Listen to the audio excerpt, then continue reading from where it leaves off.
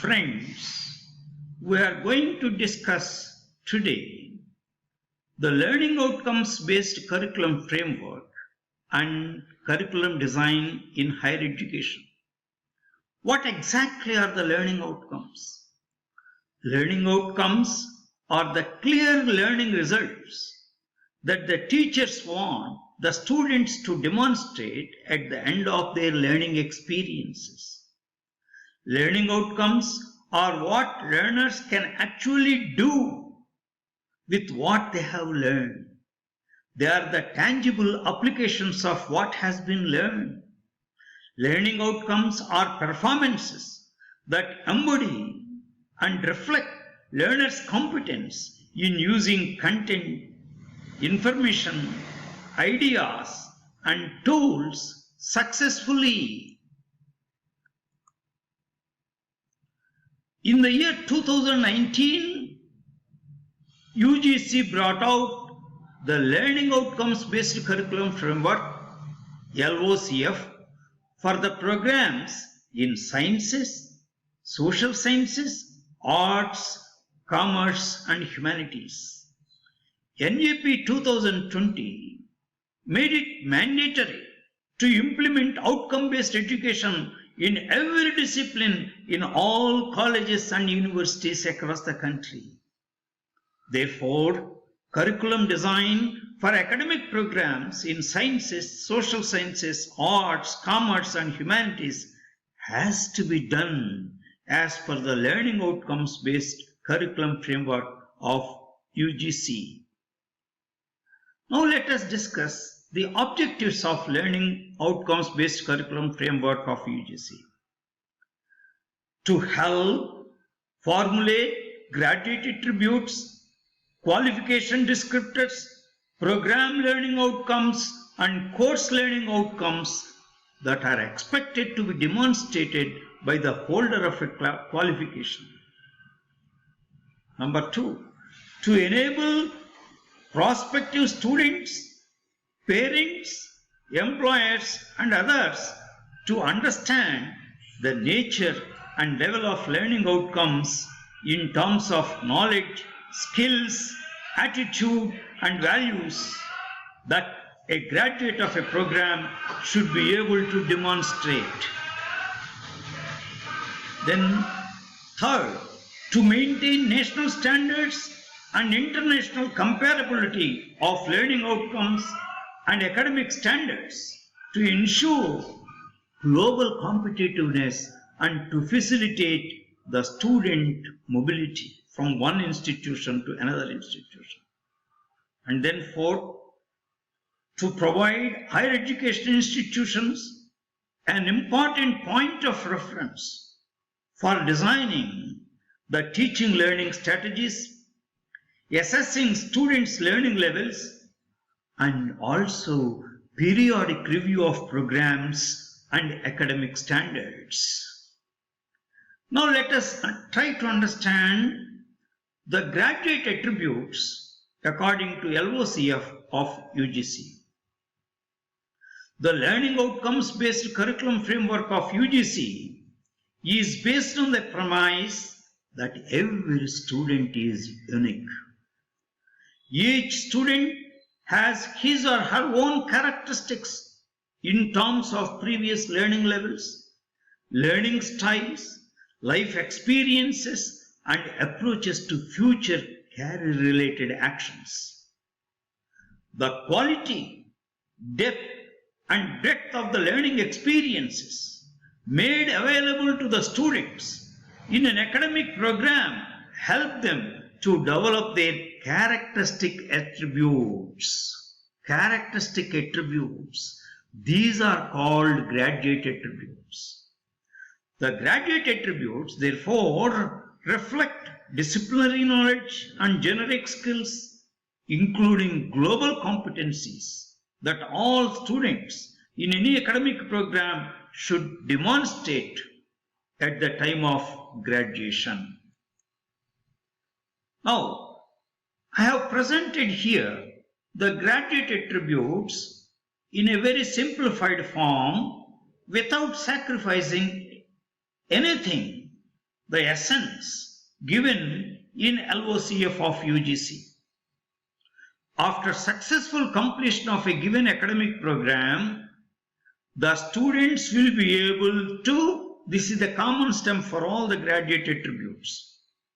Number 1, disciplinary knowledge. Demonstrate comprehensive knowledge and skills of the disciplines that constitute a program of study. Express thoughts and ideas effectively in writing and orally. Communicate with others using appropriate media. Confidently share one's views in a clear and concise manner to different groups. Then third, critical thinking and problem solving. Evaluate critically practices, policies and theories on the basis of empirical evidence by following scientific approach to knowledge development. Then fourth, analytical reasoning. Demonstrate the ability to evaluate the reliability and the relevance of evidence. Identify logical flaws in arguments of others. Analyze and synthesize data from a variety of sources and draw valid conclusions. 5. Research related skills. Very important, sir. Demonstrate a sense of inquiry and capability for asking relevant questions, the ability to recognize cause and effect relationships, define problems, formulate hypotheses, test hypotheses, analyze, interpret and draw conclusions from data, plan, execute and report the results of an experiment or any investigation. 6. Collaboration and teamwork. Demonstrate ability to work effectively with diverse teams, facilitate cooperative and coordinated effort on the part of a group in the interests of a common cause. Then 7. Information or digital literacy. Demonstrate the capability to use ICT in a variety of learning situations and the ability to access, evaluate and use a variety of relevant information sources and appropriate software. Then 8. Multicultural competence.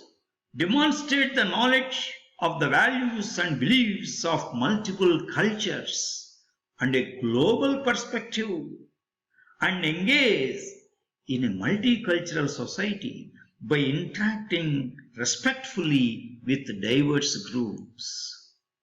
Then 9. Moral and ethical awareness or reasoning.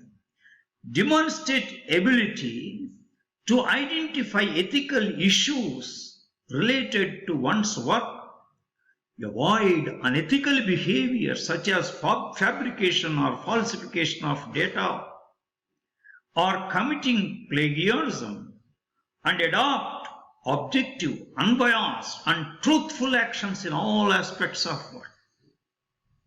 10. Community engagement. Demonstrate the ability to engage in the intellectual life of the institution and participate in community and civic affairs for sustainable development and environmental protection. 11. Leadership readiness and qualities.